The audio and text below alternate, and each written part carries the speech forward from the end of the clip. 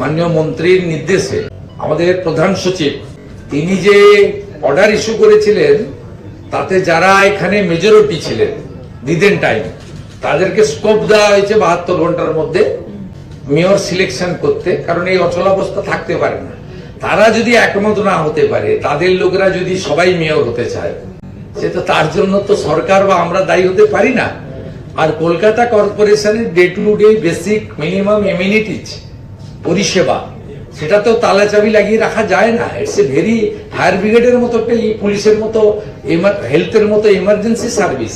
এটা তো policy making department নয়, it's a delivery department, day to day service department. এর কোনো শনিবার নেই, রবিবার নেই, ছুটির দিন নেই, মিড নাইট নেই, আর্লি মর্নিং নেই, 24x7।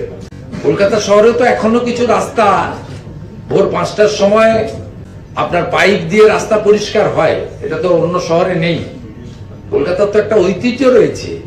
এখানে 1924 থেকে 1927 নেতাজি সুভাষচন্দ্র বসু মেয়র ছিলেন, এবং ঘটনাচক্রে উনিও প্রশাসক মেয়র ছিলেন, দুটো পোস্টে। ন্যাচারালি এইটাকে কলকাতাটাকে খুব একটা আপনি ওইভাবে আপনার এতে ধরে রাখতে পারেন না।